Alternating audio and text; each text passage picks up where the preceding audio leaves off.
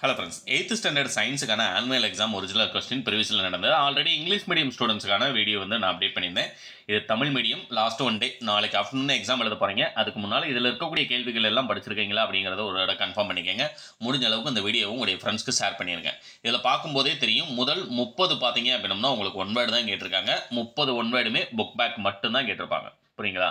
உங்களுடைய பாடத்தில் இருக்கக்கூடிய புக் பேக் ஒன் வேர்டு எல்லாத்தையும் தரவு பண்ணியிருந்தீங்க அப்படின்னா அதாவது 3 பார்ட் அப்படின்னு சொல்லும்போது உங்களுக்கு தெரியும். ஃபர்ஸ்ட் பார்த்தீங்கன்னா சரியான விடை தேர்ந்தெடுத்து குறியீடு தேடத்தை நிரப்புக பொறுத்துக சரியா தவறா இந்த 4 பார்ட்டுமே படிச்சிருந்தீங்க அப்படின்னா உங்களால் 30 மார்க் ஸ்கோர் பண்ண முடியும். அது முடிஞ்சதுக்கு அப்புறமா 15 2 மார்க் அட்டன் பண்ணுறதுக்கு இதில் இருக்கக்கூடிய கேள்விகள் மோஸ்ட் இம்பார்ட்டன்ட். நான் அப்டேட் பண்ணக்கூடியது செலக்டட் கொஸ்டின் இருக்கக்கூடிய இம்பார்ட்டன்ட் கொஸ்டின் தான் நான் அப்டேட் பண்ணுறேன். வெப்பநிலையை அளவிட பயன்படும் அலகுகளை கூறுக, வெப்ப ஆற்றலின் விளைவுகள் யாவை, காந்தப்புலம் வரையறு, நாசாவில் பணியாற்றிய சில இந்தியர்கள் பெயர்களை குறிப்பிடுக, வினைவேக மாற்றம் என்பது வரையறு, ஆணோடு கதிர்களின் பண்புகளை எழுதுக, நிறங்காட்டி என்றால் என்ன ரொம்ப ரொம்ப இம்பார்ட்டன்ட், சிஎன்சி என்பதனை விரிவுபடுத்தி எழுதுக, அதன் இரு பயன்களை எழுதுக, எருவுத்திலை தாவரங்களின் இரு பண்புகளை எழுதுக, தசைநார் என்றால் என்ன, கருவுறுதல் என்றால் என்ன, விதைத்தலின் வகைகளை பட்டியலிடுக. இதெல்லாம் ஆக்சுவலாக அப்படியே ரீட் பண்ணிட்டே போகிறீங்களே, இதெல்லாம் கன்ஃபார்மாக எக்ஸாமில் நாளைக்கு வருமா அப்படின்னு கேட்குறீங்க அப்படின்னா நாளைக்கு ஆஃப்டர்நூன் எக்ஸாம்.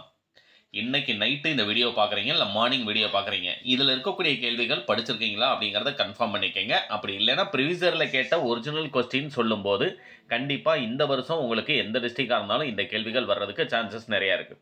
அடுத்தது பார்த்தீங்க அப்படின்னா உங்களுக்கு 4 மார்க் கொஸ்டினில் ஏதேனும் 5 வினாக்களுக்கு விடை தருக அப்படிங்கிறது இது எல்லாமே கொடுத்துருக்காங்க. இதெல்லாம் பார்த்தீங்க அப்படின்னா உங்களுக்கு நெடுவினால் டீட்டெயிலில் வரக்கூடியது. இயற்கை மற்றும் செயற்கை காந்தங்களை வேறுபடுத்துக, தலக்கோணம் மற்றும் திண்மக்கோணத்திற்கு இடையே உள்ள வேறுபாடு, ஏதேனும் 6 அலோகங்களின் பெயர்களை அவற்றின் குறியீடுகளையும் எழுதுக, அமிலங்கள் மற்றும் காரங்களுக்கு இடையே உள்ள ஒற்றுமை வேற்றுமை, தமிழ்நாட்டின் காற்றாலைகளை பயன்படுத்தி காற்றாற்றல் உற்பத்தி செய்யப்படும் இடங்களை எழுதுக. அடுத்து பார்த்தீங்க அப்படின்னா தசை நான் மற்றும் தசை நார் ஆகியவற்றை வேறுபடுத்துக. லாஸ்ட்டாக பார்த்தீங்க அப்படின்னா உங்களுக்கு 5 மார்க் இல்லைன்னா 7 மார்க் கொஸ்டினில் நீங்கள் படிச்சிருக்க வேண்டியது சிங்கிள் 7 மார்க்கில் என்னென்ன படிச்சிருக்கணும் அப்படின்னா அடிப்படை அளவுகளை அவற்றின் அலகுகளுடன் பட்டியலிடுக. 1. காந்தத்தின் அன்றாட வாழ்வியல் பயன்களை பட்டியலிடுக. அமிலங்களினுடைய பயன்கள் யாவை, உலோகங்களுக்கும் அலோகங்களுக்கும் இடையே உள்ள வேறுபாடு 100% எந்த டிஸ்ட்ரிக்டாக இருந்தாலும் இந்த கொஸ்டின் எதிர்பார்க்கலாம். அடுத்து பார்த்தீங்கன்னா பாக்டீரியா மற்றும் அதன் அமைப்பினை சிறுகுறிப்பு எழுதுக. மூட்டுகளின் வகைகளை கூறுக, ஒவ்வொரு வகைகளுக்கும் ஒரு எடுத்துக்காட்டு. அதே மாதிரி நீர்ப்பாசன முறைகளை பற்றி விளக்குக. இந்த கேள்வி எல்லாம் படிச்சிருக்கீங்களா அப்படிங்கிறத கன்ஃபார்ம் பண்ணிக்கோங்க. இந்த PDF டவுன்லோட் பண்ணுறதுக்கான லிங்க் டிஸ்கிரிப்ஷனில் இருக்குது. டவுன்லோட் பண்ணுங்கள். உங்களுடைய ஃப்ரெண்ட்ஸ்க்கும் மறக்காமல் ஷேர் பண்ணிடுங்க. தேங்க்யூ.